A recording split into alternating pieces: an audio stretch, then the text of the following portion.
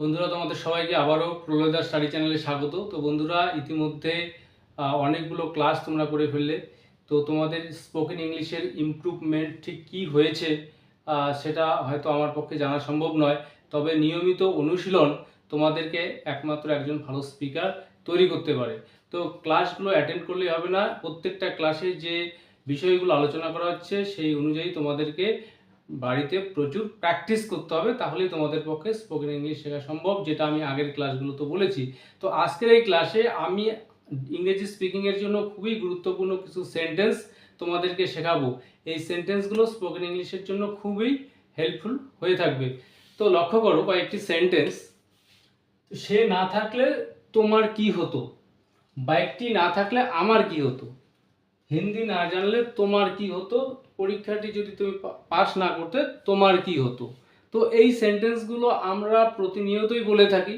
তো এই সেন্টেন্সগুলোকে ইংরেজিতে আমরা ঠিক কিভাবে বলবো? তো এখানে যে প্রথম সেন্টেন্সটি, সে না থাকলে তোমার কি হতো, তো এই যে সেন্টেন্সগুলো আমরা পাস্টের বিষয়ের উপর বলে থাকি।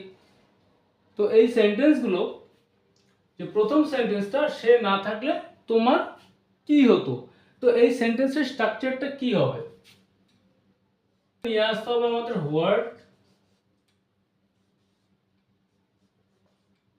what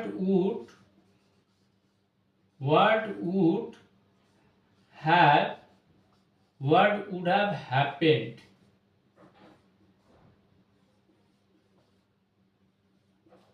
What would have happened এইটুক অংশের যেটা মিনিং সেটা হচ্ছে কি হতো। What would have happened, সে না থাকলে কার হতো, তোমার, to you. What would have happened to you without, ছাড়া, so without him. What would have happened to you without him, অর্থাৎ তাকে ছাড়া বা সে না থাকলে তোমার কি হতো।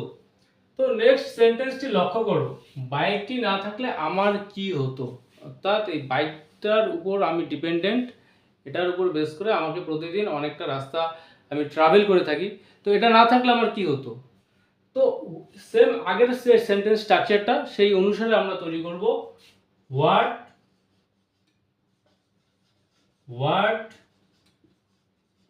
উড হ্যাভ, তারপর আমরা নিয়ে আসবো হওয়া বা ঘটার যে ভার্ব হ্যাপেন, তার থার্ড ফর্ম নিয়ে আসবো, কারণ সামনে হ্যাভ ভার্ব রয়েছে। What would have happened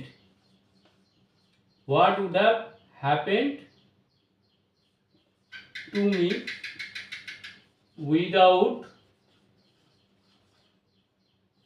without the bike. What would have happened to me without the bike, অর্থাৎ এই বাইকটি ছাড়া আমার কি হতো। নেক্সট সেন্টেন্সটি লক্ষ্য করো, একটু ডিফারেন্ট হবে আগেরগুলো হচ্ছে, হিন্দি না জানলে তোমার কি হতো। হিন্দি না জানলে অর্থাৎ তুমি যদি না জানতে তাহলে কি হতো। বাট আগের যে সেন্টেন্সগুলো রয়েছে তার মধ্যে তার ওই সেন্টেন্স দুটোর সঙ্গে এই থার্ড সেন্টেন্সটির ডিফারেন্সটা লক্ষ্য করো।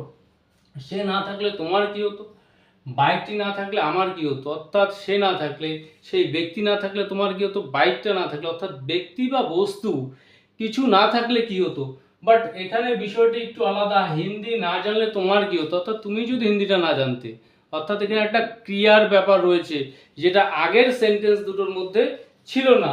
হিন্দি না জানলে তোমার কি হতো, এই যে সেন্টেন্সের স্ট্রাকচারটা লক্ষ্য করো, হোয়াট উড, এখানে আমরা হ্যাভ ব্যবহার করব না, what would happen main form ব্যবহার করব। What would happen if you did not know, এখানে ভার্ব নিয়ে আসবো আমরা, নো, জানা, if you did not know Hindi. So what would happen if you did not know Hindi, যদি তুমি হিন্দি না জানতে। তো এই যে সেন্টেন্সটা বাকি দুটো সেন্টেন্সের থেকে এই কারণে একটু ডিফারেন্ট হলো, নেক্সট সেন্টেন্সটি লক্ষ্য করো, পরীক্ষাটি পাস না করলে তোমার কি হতো। এখানেও সেম 3 নম্বর সেন্টেন্সটির মতো, পরীক্ষাটি যদি তুমি পাস না করতে তাহলে কি হতো। এখানেও একটা ক্রিয়ার ব্যাপার রয়েছে, অর্থাৎ পাস করা, যেটা ফার্স্ট দুটো সেন্টেন্সের মধ্যে ছিল না, সেখানে কোনো কিছু থাকার ব্যাপার ছিল। তো পরীক্ষাটি পাস না করলে তোমার কি হতো, same what would happen if you did not তারপর পাস করা, pass, if you did not pass the examination। তাহলে পরীক্ষাটি পাস না করলে তোমার কি হতো, what would happen if you did not pass the examination। তাহলে এই যে চারটি সেন্টেন্স আমি করালাম, কারণ ক্লাসটি এখানে দীর্ঘায়িত করা সম্ভব না, তো তোমাদেরকে এই চারটি সেন্টেন্স স্ট্রাকচারকে ফলো করে প্রচুর সেন্টেন্স তৈরি করতে হবে এবং বলতে হবে, তাহলেই একমাত্র তোমাদের পক্ষে তোমাদের স্পোকেন ইংলিশে ইমপ্রুভমেন্ট ঘটানো সম্ভব।